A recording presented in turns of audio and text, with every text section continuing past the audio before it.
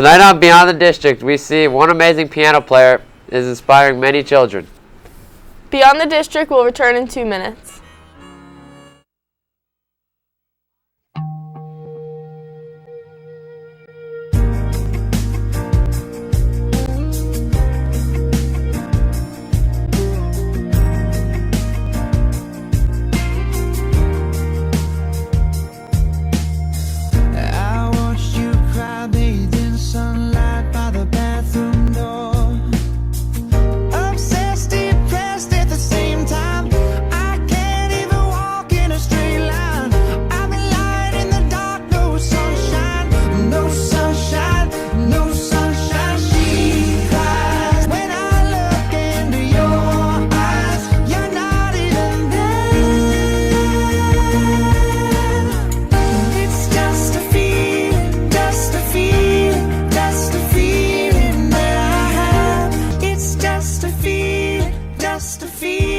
Just a feeling that I have, yeah.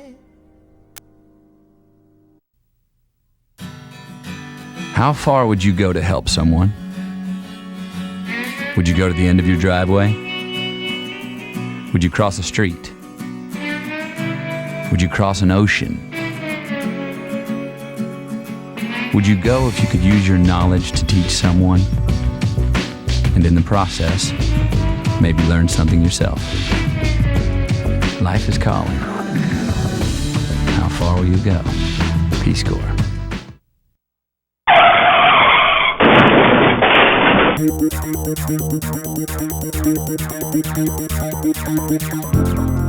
You may say I'm a dreamer, but I'm not the only one. I hope someday you'll join us, and the world will be as one.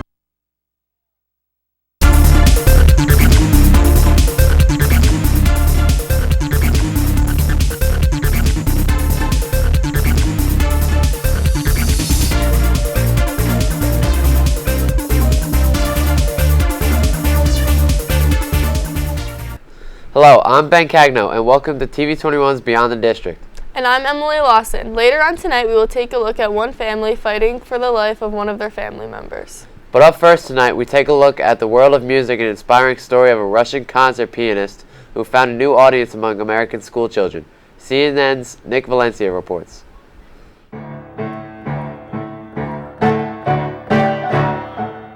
This is what Russian pianist Asya Korpanova sounds like on an old beaten-up piano. And here she is, playing a finer instrument.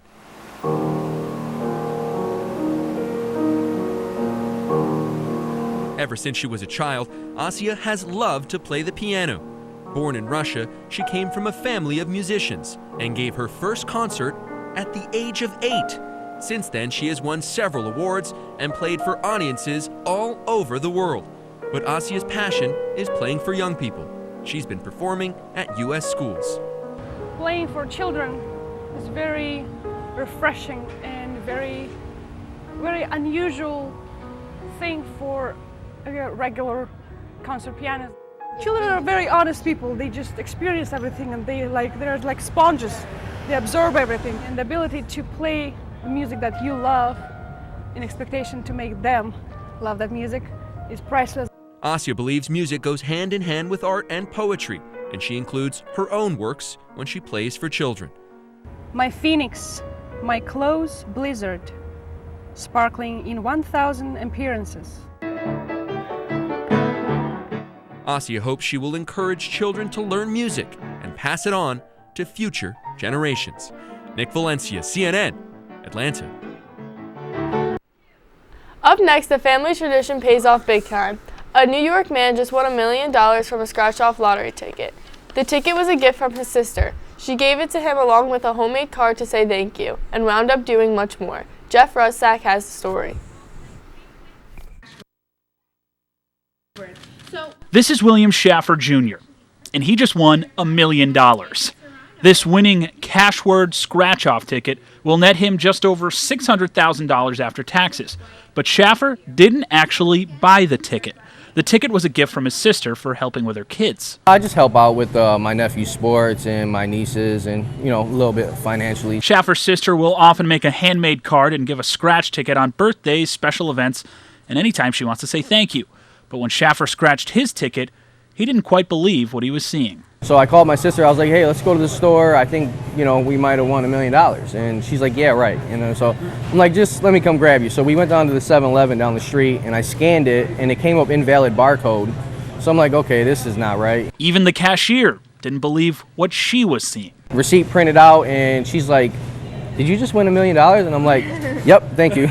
With his big haul, Schaffer says he's going to help out the people who wanted to thank him in the first place. I want to take care of my family, invest some, and just make sure everybody's all set. He's also going to buy his dad a new truck and pay off his parents' mortgage.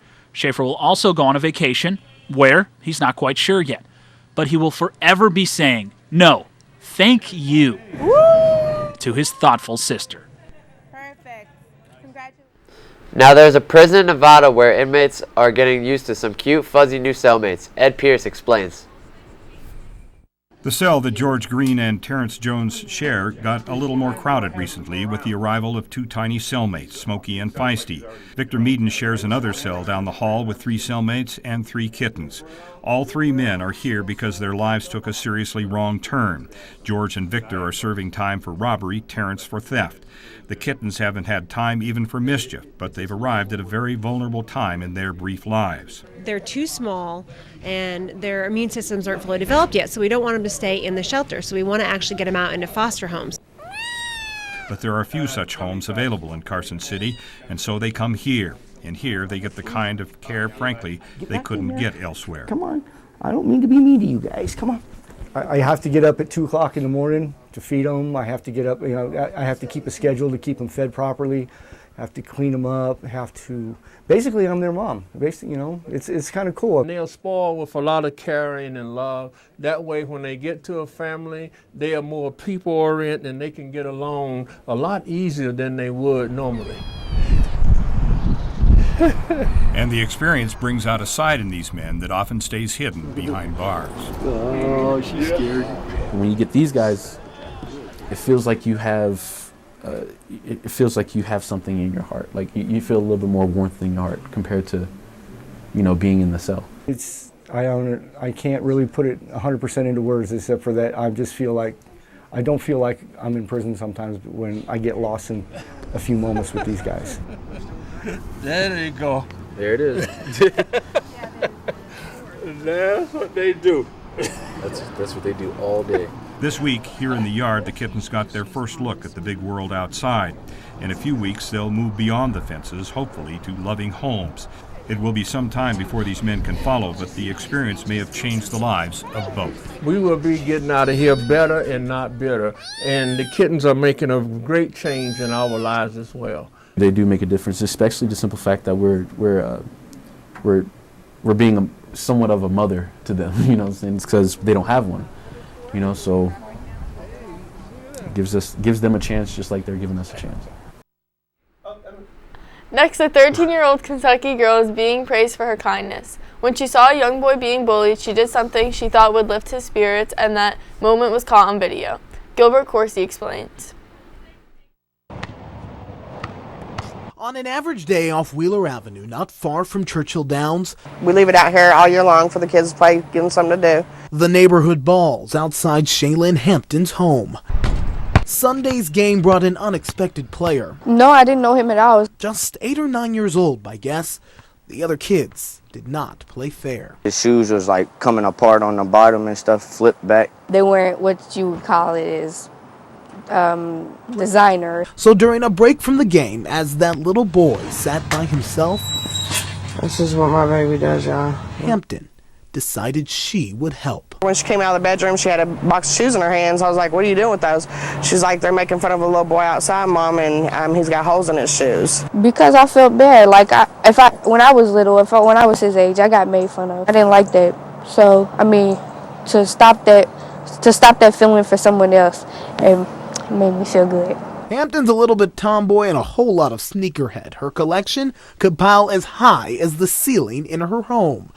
She gave the little boy a pair of $200 LeBrons. They were clean, they were brand new, so I didn't have nothing to use them for. Her mother posted the video online, not just because she was proud, rather to see a different story in the community. Her kids play in front of an abandoned school where the windows are boarded up or busted out. Trash is everywhere. They've seen 4 murders in the last 4 months. I think that there's still good in the world. Good in the heart of a 13-year-old girl. Sunday just happened to be Hampton's birthday, and yes, she got new shoes, but the gift she gave, no one will soon forget. I was just happy and surprised that somebody would actually care that much. Now we are going to take a short break, but coming up we take a look at how one mom is coming home for the holidays.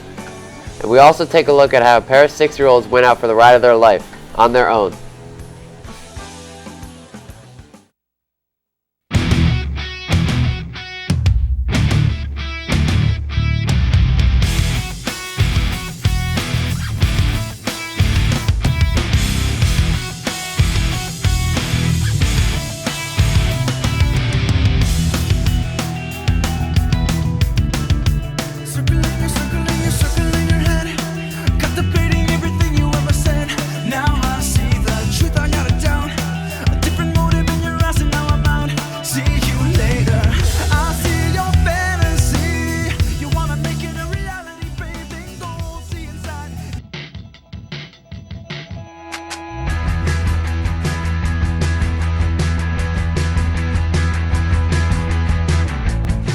Hi, do you have ID? Yep. Oh, okay, thanks.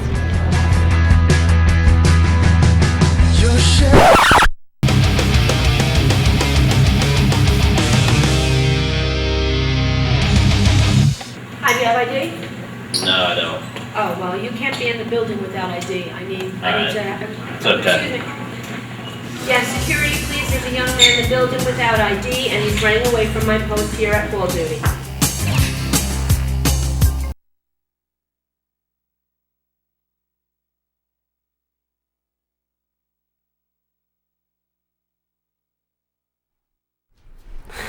Welcome back. A military mom who missed the holidays and most of the school year reunited with her 2 daughters in Virginia Wednesday.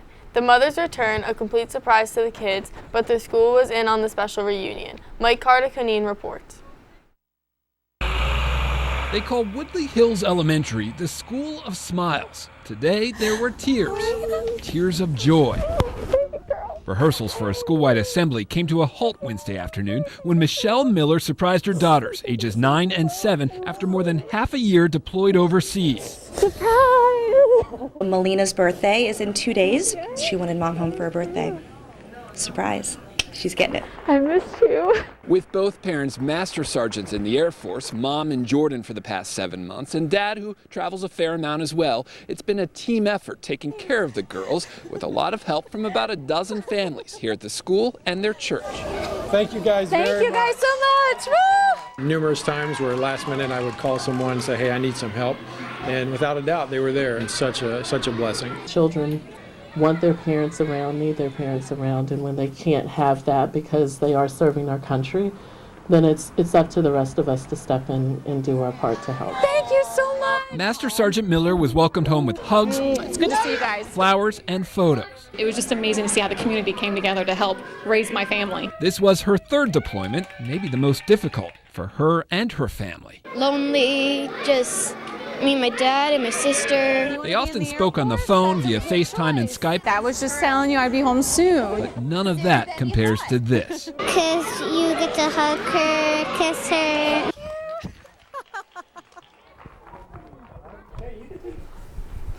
Up next, a joyriding pair of 6-year-olds caused extensive damage in their Kansas town. Police say the duo took a now total truck for a 3-block spin, and when it was over, 5 vehicles and several mailboxes were messed up. Hannah Davis reports. Not much happens on Columbus Avenue, and that's how neighbors like it. The truck was sitting right here. For Keith Schrog, that quiet came to a screeching halt Tuesday afternoon. And it got moved from here clear over to here. You can see the marks in the grass. When a driver slammed into his truck and van. All of a sudden we heard a loud bang. Come outside and seen a vehicle over here on the lawn. Neighbors saw this truck speeding down the street, but they didn't see the driver over the steering wheel because he and his passenger were both just 6 years old. Couldn't see where they was going, so they just swerving all over the place. Newton police say one of the boys steered and the other pressed the gas. In 3 short blocks, they did a lot of damage. That truck, driven by the 6-year-old boys, ran into this Ford F-150, which weighs between 4,000 and 5,000 pounds. It was going so fast with so much force, it sent this truck several feet over to the side, hitting this car right here. Somebody could have been run over.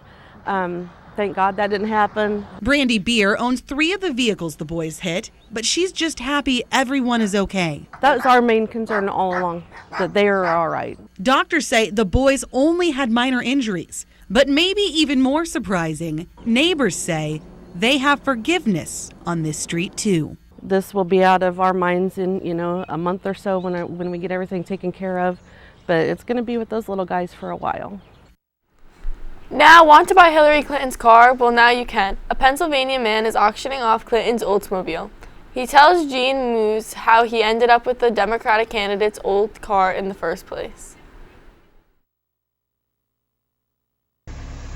Sit down behind the wheel that Hillary Clinton used to sit behind. For sale, 1986 Oldsmobile Cutlass Sierra, a.k.a. the Hillary Mobile. My friends used to like to sit in it just to say, oh my gosh, I sat in Hillary Clinton's car. And now you can own it, complete with Clinton for Governor sticker. She took great care of it. As a former gardener at the White House, Mike Lawn has the perfect name. Hillary brought the car to Washington when the Clintons moved in, but since then, she's been driven. Last time I actually drove a car myself was 1996, and I remember it very well, and unfortunately so does the Secret Service, which is why I haven't driven since then. When leaving the White House, the Clintons auctioned off the Cutlass Sierra to staff, and Mike Lawn won it with a $2,000 bid. I originally bought it for my daughter, who was turning 16 and needed a car for school. But when Nikki Lawn laid eyes on it, she didn't exactly say, Cutlass Sierra, I want one. Oh no, too a little bit old lady for me. So the Hillary Mobile sat for 16 years. Now Mike is auctioning it off on eBay. Only 33,000 miles. The front passenger seat has a tiny tear. And what did Hillary drop that stained the carpet? Comes complete with keychain and 2 pairs of Hillary's sunglasses left in the glove compartment. Online posters gave Nikki flack for turning up her nose at the car 16 years ago. Brat, little snot, let her take the bus. But hey, Nikki was going to have to pay her dad for the car out of her own money she had earned, so she wanted to pick the car that she wanted, and this wasn't it. There is a special feel in an Oldsmobile. Nikki wasn't feeling those windows. This one had like those old cranker ones. Now Mike's hoping to crank up the bids. Make me an offer. Jeannie Mo, CNN. It is now time for another break. Coming up later in the show, we will take a look at how one family that needs a helping hand. Beyond the District will be right back.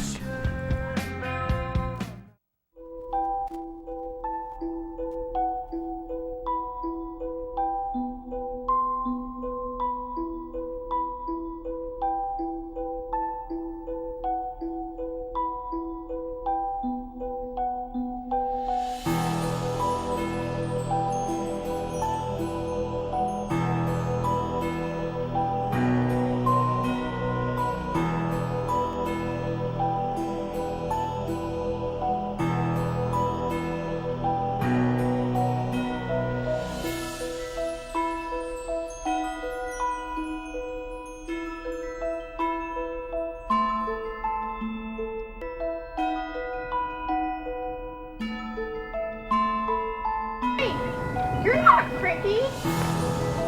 I know.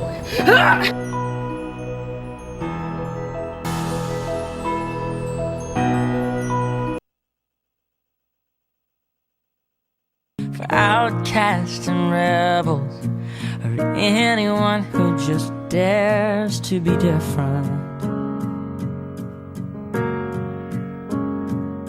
And you've been trying for so long to find out where your place is, but in their narrow minds There's no room for anyone who dares to do something different.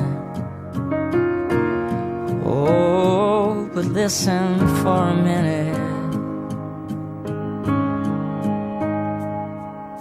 Trust the one who's been where you are, wishing all it was sticks and stones. Those words cut deep, but they don't mean you're all alone, and you're not invisible. Hear me out. There's so much more to life than Never gonna let you down. Never gonna run around and desert you. Never gonna make you cry. Never gonna say goodbye. Never gonna tell a lie. Welcome back to Beyond the District. I'm Ben Cagno. A man in Alaska who lost his grandson in 2012 recently enjoyed a family reunion of sorts with a woman who is alive because of his grandson's donated kidney. While they are not technically related, the two are grateful for the meeting and a bond of compassion they now share. Samantha Agniak reports. Why? We're on our way right now. The woman on the other end is someone Buddy Hovis has never met. This woman could have said anything in the world but what she said whenever I first answered the phone. And she literally broke me down. First thing she said was, "Hi, Grandpa."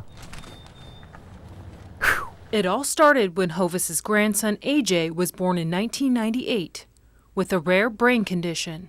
He was kind of challenged with his brain. He only got 1/3 of a normal human brain, and he never got to speak in his life. While he wasn't expected to live beyond infancy, AJ made it past his 14th birthday and was surrounded by family when he died back in November of 2012. Right at the hospital whenever he was dying. In his final days, I truthfully don't know as a man right now that I could tell a doctor to cut my child up and send him around.